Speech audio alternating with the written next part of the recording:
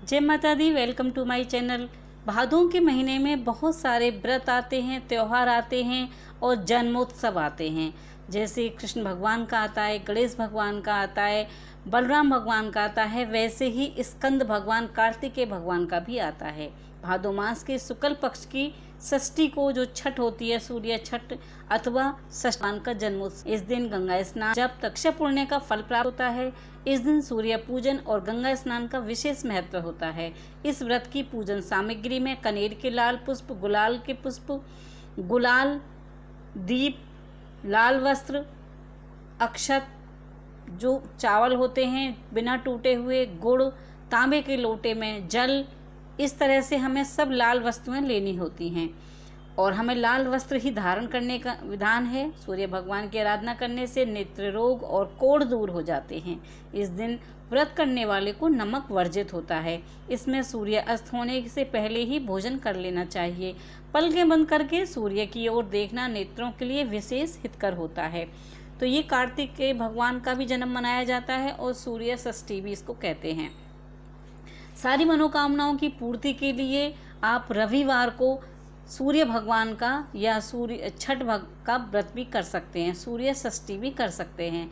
तो ये व्रत कल है, भादों के महीने में आता है। ऋषि पंचमी के अगले दिन, पहले दिन गणेश चतुर्थी मनाई जाती है, फिर मनाई जाती है ऋषि पंचमी का व्रत और फिर आता है षष्ठी का व्रत सूर्य छठ और फिर आती है दुबड़ी सातें। तो ये लगातार भादों के महीने में बहुत हमारे व्रत और त्यौहार पड़ते हैं, जिनकी जानकारी मैं आपको देती रहती हूँ।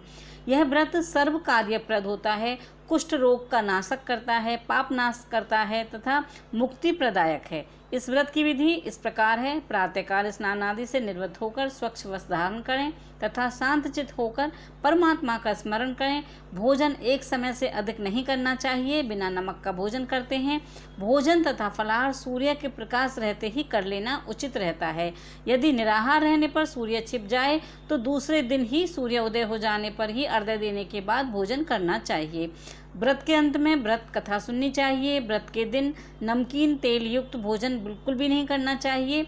रविवार का व्रत करते हुए 1 वर्ष बीत जाने पर व्रत करने वाले को सूर्य छठ का या सूर्य भगवान को प्रणाम करके मेरे घर में चलिए, मैं आपका उद्यापन करूंगी या करूंगा, इतना कहकर छोटी सी सूर्य भगवान की पीतल की, चांदी की, जैसे भी आप बनवा सकें मूर्ति बनवाकर उसमें एक बिना छिद्र वाला जो कलश होता है उसको स्थापित करके उसके ऊपर चावल भर कर कलश में पूरा तांबे का लोटा हो जैसे उसमें चावल भर दीजिए और लाल वस्त्र उसके ऊपर रख दीजिए और पुष्प मालाओं से उसको सजा दीजिए और उसको दान कर दीजिए। सूर्य भगवान के जो 12 नाम हैं उनका पूजन करना चाहिए। नारियल का अर्घ करना चाहिए, यानी नारियल को तोड़कर जो उसका जल होता है उसको भी हम भगवान पर चढ़ा सकते हैं। इस व्रत में करने से जो भी हमारा मान सम्मान तो बढ़ता ही है, साथ में शत्रुओं का भी क्षय होता है और आँख की पीड़ा दूर होती हैं। तो इस तरह से मैंने आपको सूर्य छठ जो व्रत होता है या रविवार व्रत की कहानी मतलब पूजा विधि बताई है। कथा में नेक्स्ट वीडियो में आपको बताऊंगी। कथा थोड़ी लंबी है, ये वीडियो लंबा हो जाएगा। फिर आप लोग कहते हैं कि पूजा सामग्री विधि अलग बताइए और कथा अलग बताइए। तो अगर आप कथा ना पढ़ना चाहें तो आप गायत्री मंत्र के जाप कर सकते हैं। सूर्य भगवान के 12 मंत्रों नामों के जाप कर सकते हैं। नहीं तो आप 3 बार गायत्री मंत्र बोलिए।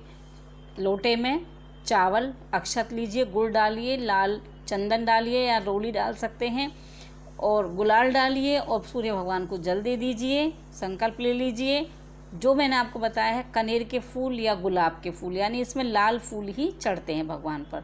तो इस तरह से मैंने आपको बताई है सूर्य छठ की पूजा और उसकी विधि सामग्री के बारे में। तो आप कल भादों महीने के में जो सूर्य छठ आ रही है, इससे ये वाला व्रत भी उठा सकते हैं। रविवार का दिन भी पड़ रहा है और सूर्य छठ भी है। इस तरह से अगर आप व्रत ना लेना चाहें तो आप सिर्फ पूजा कर सकते हैं सूर्य भगवान की।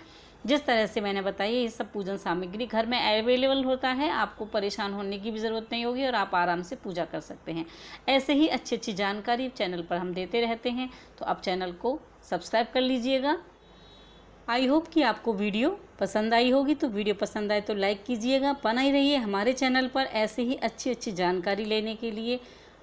आपको हम नेक्स्ट वीडियो में सूर्य भगवान की कथा की वीडियो भी लेकर आएंगे। Till then bye bye. जय माता दी।